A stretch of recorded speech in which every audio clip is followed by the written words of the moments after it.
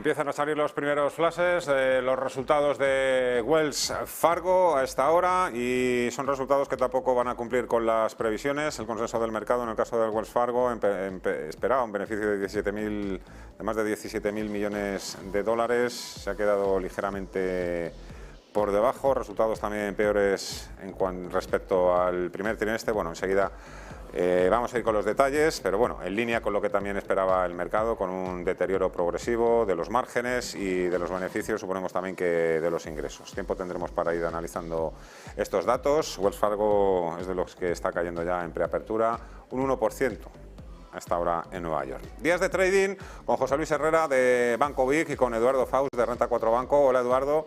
Hola José Luis, ¿qué tal? ¿Cómo estáis? Muy buenas tardes. Muy buenas. Bueno, y Europa hoy dice que toca rebotar. José Luis. Sí, después del varapalo de estos últimos días toca rebote. El aspecto positivo, por el momento no hemos perdido niveles, lo vemos aquí en velas semanales mejor, no hemos perdido niveles de referencia clave como son los mínimos que hacía el pasado mes de marzo y los mínimos que hacía la pasada semana. Hablamos de Europa, el DAX 40 en torno a los 12.400 puntos y en el Eurostoxx hablamos de niveles de alrededor, lo ponemos en el gráfico también, de alrededor de los, pues un poquito por debajo de los 3.400 puntos. Toda esta zona es clave, porque la excepción es el IBEX. El IBEX 35 es verdad que los mínimos de las últimas semanas los está poniendo a prueba. Todavía está lejos de los mínimos de marzo, ese coletazo, ese latigazo que pegó alrededor de los 7.300 puntos, pero bueno, si trazamos esta directriz que hemos mostrado aquí abajo, pues podría haber, en caso de continuidad y pérdida definitiva de la base de este gran canal, pues sí que podría haber un apoyo, a mi juicio, alrededor de los 7.500 puntos, que además podría coincidir con un nivel de Fibonacci pues de cierta relevancia, como sería el 50% de retroceso de todo el tramo de subida previa. Vamos a ver, desde luego, debilidad en el corto plazo y más en el IBEX 35 que en sus homólogos europeos. De que el IBEX 35 regresa a los mínimos de marzo es alta.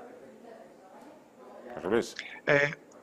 Sí, realmente, bueno, es verdad que si hacemos la similitud con los otros dos índices, pues todavía tendría cierto margen de caída, la posibilidad es alta, pero también, bueno, al ser un índice más ilíquido, también ofrece la posibilidad de que haya pues movimientos menos ortodoxos. Todo va a depender de lo que hagan los bancos. Si realmente hay noticias con respecto a ese posible impuesto por parte del gobierno y si van a pues situarse a zonas de soporte un poco más holgadas los principales bancos, Santander, BVA, pero desde luego sí, la pérdida de toda esta zona pues augura la continuidad bajista del índice y todo ese rango entre los 7.300, 7.500 podría ser la siguiente zona de parada si se pierden lógicamente los mínimos de esta semana.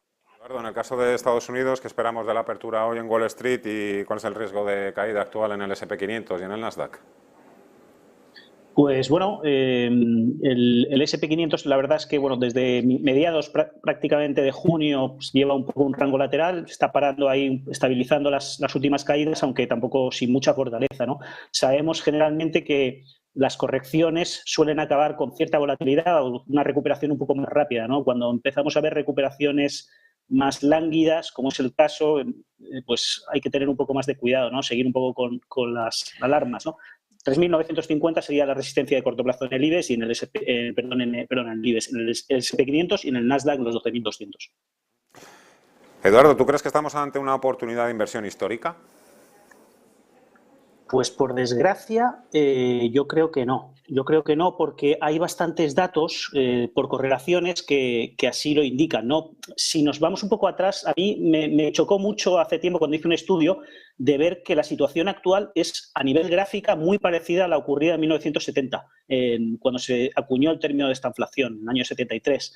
Ocurrió lo mismo, ocurrió que había una bajada en los tipos de interés durante varios años atrás, se disparó el precio del petróleo por todo el tema del oil embargo, etcétera, famoso por Israel.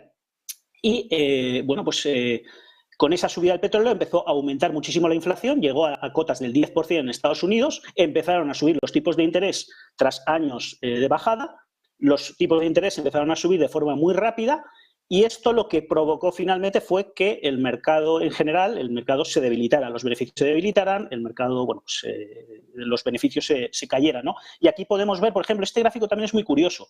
Es la tasa de inflación que hemos conocido esta semana en Alemania, llegando de alimentos, llegando al 12,7%, ¿no? Yo, tratando de hacer paralelismos y sacando correlaciones, nunca he visto que una caída de la inflación venga por una política per se del Banco Central Europeo, o sea, perdón, de los bancos centrales, sino por un deterioro de la actividad económica. Por tanto, si un poco sacamos estas correlaciones, cuando cae la inflación, generalmente es porque hay una recesión detrás o una caída de la actividad económica que provoca que las tendencias todavía se acusen. Si nosotros vemos gráficos, por ejemplo, en Europa o en Estados Unidos, estamos viendo sendos cambios de tendencia, o sea, estructuras típicas, técnicas de cambio de tendencia. BNP Paribas, por ejemplo, es un claro ejemplo de los bancos europeos de cambio de tendencia en forma de hombro, cabeza a hombro, donde el volumen es coherente, porque estas formaciones no tienen ningún sentido si el volumen vendedor no es coherente, no aumenta, ¿no?, la presión vendedora.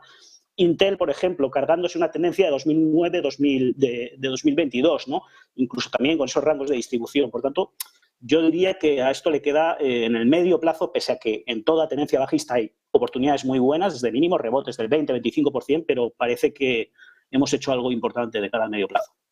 Soy un gran experto, ni tengo grandes conocimientos en economía, Eduardo, pero tampoco había visto nunca que se combatiese una recesión subiendo los tipos de interés. Es que, no sé, estamos un poco en un mundo al revés. Bueno, José Luis, sobre oportunidades históricas de compra o sobre el euro, te dejo que remates tú la faena.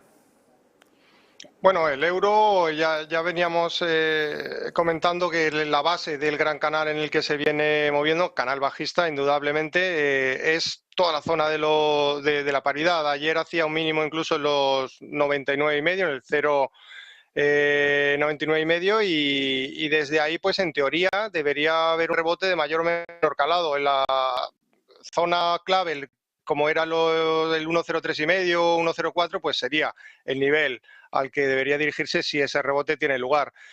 Pros y contras de tener un euro tan malo, desde luego un euro tan bajo frente al dólar, lo que nos hace es importar inflación, pero también es verdad que es más bueno, o que es mejor para las compañías exportadoras europeas, que en fin, pues les compran los productos más baratos. Entonces realmente pues tenemos los pros y los contras del mercado. Al final encontrará su equilibrio.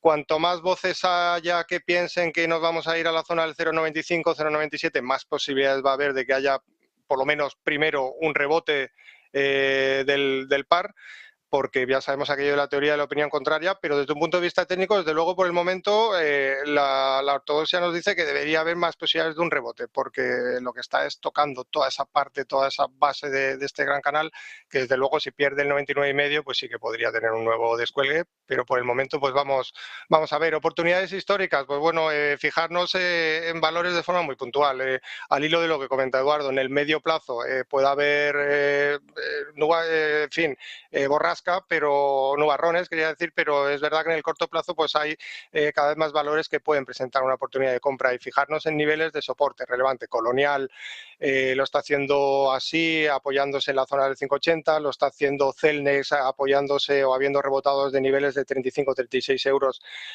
como comentamos semanas atrás, y ver oportunidades concretas en valores concretos, swing trading, ni más ni menos. Volviendo un poquito sobre tus pasos, Eduardo, en tu caso, con ese escenario bastante oscuro que nos has dibujado, esas similitudes con la crisis de 1970, ¿tú en tu caso te mantienes o te mantendrías al margen del mercado o estarías bajista? Como dice Ray Dalio, que a todo el mundo se le olvida también que los mercados bajistas también sirven para depurar y hacer limpio. Sí. Una única puntualización. O sea, en ese caso, en el caso del 73, subieron los tipos de interés hasta que el mercado laboral empezó a crecer el desempleo. Entonces, cuando se les empezó a disparar el desempleo, dejaron de subir los tipos de interés. Pero fue demasiado tarde y ya en todo ese proceso se constituyó una recesión. O sea, yo creo que los bancos centrales no están esperando que en estos momentos haya una recesión o, por lo menos, si, obviamente no subirán los tipos de interés. Yo en ese escenario, pues la verdad es que creo que hay valores que han corregido excesivamente, ¿no? Entonces, en Estados Unidos vemos las mismas Facebook, Netflix, etcétera. ¿Qué ocurre? Que puede todavía haber un poco la puntilla, ¿no? Los analistas no están esperando una recesión en los beneficios. Están todavía con sus escenarios de beneficios muy altos. Si todo esto defrauda ahora con la temporada de resultados, quizá pueda venir la puntilla, ¿no? Y en esa puntilla quizá pueda venir una oportunidad de rebote importante, ¿no? Porque las caídas, acción-reacción, puede venir rebotes muy importantes. Eso sí, pues después de esos rebotes, quizá